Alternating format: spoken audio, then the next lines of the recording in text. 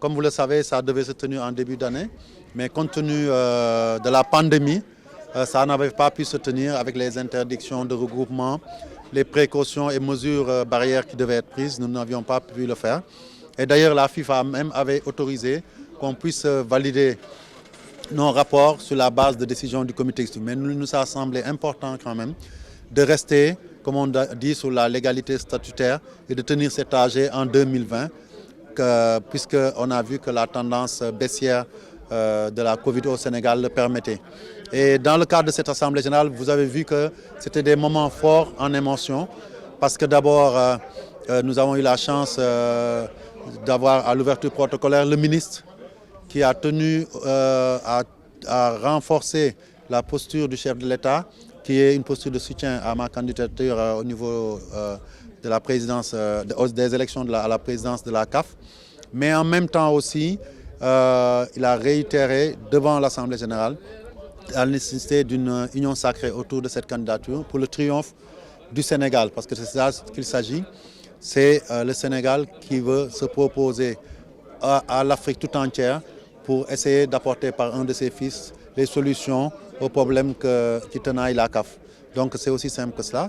L'autre aspect aussi qui a été évoqué avec beaucoup d'émotion, c'est la motion de soutien au ministre Abdoulaye Seydou Sow, qui a été nommé ministre de l'urbanisme, du logement et de l'hygiène publique par son Excellence le président Macky Sall.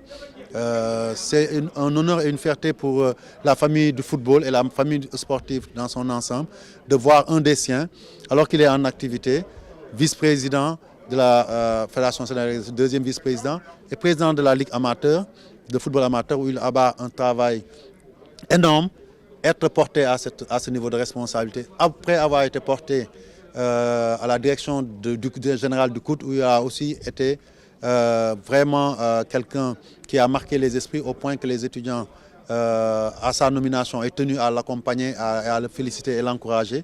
Donc c'est un honneur pour l'ensemble de la famille du football et nous avons voté une motion de félicitations et d'encouragement, mais aussi une motion de reconnaissance et de remerciement au chef de l'État pour avoir porté son choix sur l'un des nôtres. Et je pense qu'aujourd'hui, le football va accompagner le ministre Abdoulaye Seydou Sow pour qu'il puisse réussir ses missions à la tête, en tout cas, de ce département important pour les Sénégalais et surtout pour qu'il puisse aider le président Macky Sall à atteindre ses objectifs. Pour revenir à l'ordre du jour, je pense que les points importants qui étaient à l'ordre du jour sont des points statutaires. Nous avons notamment passé en revue les rapports d'activité sur l'année 2019, mais aussi le rapport financier. Et ce qui en est sorti, vous l'avez suivi, ça a été une adoption à l'unanimité de ces deux rapports, parce qu'il était important aujourd'hui que nous puissions montrer que des avancées énormes ont été faites, aussi bien dans le domaine de la gestion financière de la fédération, que la fédération se trouve largement dans une meilleure santé financière. Elle est maintenant une fédération qui investit dans les infrastructures, dans les projets, grâce aussi au programme FIFA Forward. Et nous en profitons aujourd'hui pour remercier de manière très énergique, très forte, la FIFA, son président Gianni Infantino, son secrétaire général, Mme Fatma Samoura, qui est donc bien entendu une sœur pour nous de la famille du football au Sénégal, pour l'accompagnement qu'ils nous ont permis afin de pouvoir réaliser ce qui a été réalisé au niveau de nos deux centres, le centre technique Jules François Bocandé où nous sommes, mais aussi le centre d'excellence Youssouf Ndiaye à Guéréo, mais aussi la fédération est allée à un niveau où nous sommes devenus une fédération bâtisseur. Ce que je veux dire aujourd'hui, l'État nous a fait confiance pour nous confier la rénovation et la reconstruction du stade Demba Diop. Nous avons investi aux côtés de l'État pour rendre le stade Lat Dior plus fonctionnel et nous allons continuer.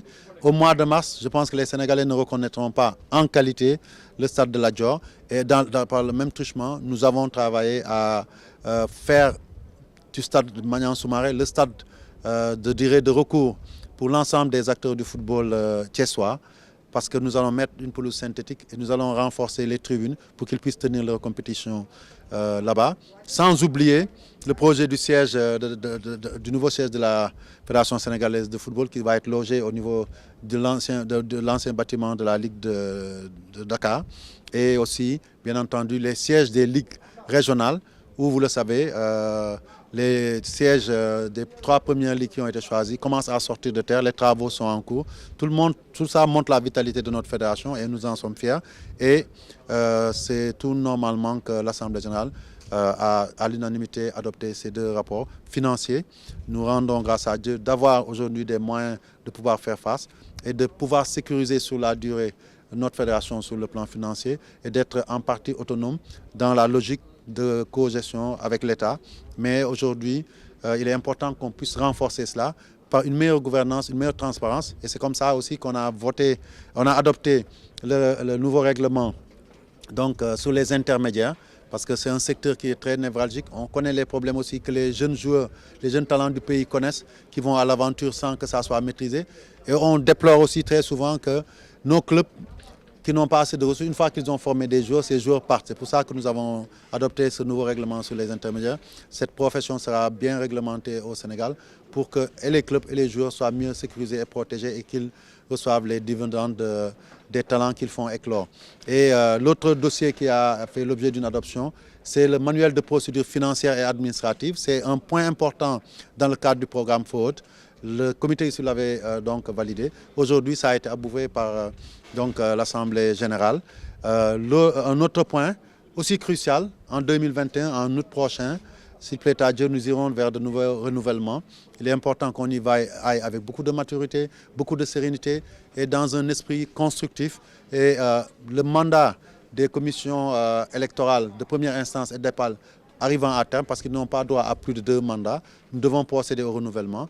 Et mandat a été donné par l'Assemblée générale au comité exécutif de travailler à trouver les bons profils pour nos 2 commissions, parce qu'il est important, après avoir félicité les membres des commissions, les membres sortants des commissions électorales, de pouvoir perpétuer leur travail, parce qu'ils nous ont permis chaque fois, malgré les soubresauts, malgré des fois la passion, de faire 2 ou 3 élections de haute facture où tout s'est passé dans la transparence, et ça a permis aujourd'hui de consolider la gouvernance et la démocratie au sein de notre fédération.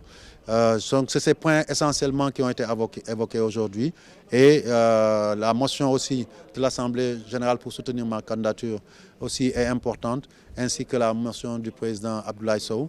Mais aussi, nous devons saluer l'esprit très chevaleresque, très bon enfant qui a prévalu dans cette Assemblée générale, qui s'est tenue ici à Toubab Dialaw. On est fiers de l'avoir fait dans nos structures, dans nos infrastructures, parce que c'est pour ça que nous les avons construites, sans oublier les mots d'encouragement et de vœux qui ont été faits aujourd'hui pour Teungueth, qui joue en Ligue des Champions en Gambie, mais aussi le Jaraaf qui reçoit cet après-midi une équipe nigériane, Canopilas, ici à Thiès, ainsi que nos jeunes U20 qui résident ici à Toubab Dialaw et qui demain auront une finale de qualification importante contre nos frères de la Gambie.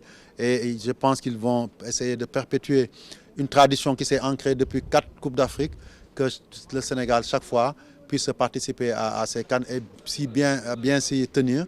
Et donc demain, nous leur souhaitons à tous, aujourd'hui et demain, un succès qui va porter encore plus haut le football sénégalais. Notre équipe a été la première équipe africaine à se qualifier à la prochaine CAN Cameroun 2021. C'est Cameroun 2021, même si ça se passe en 2022.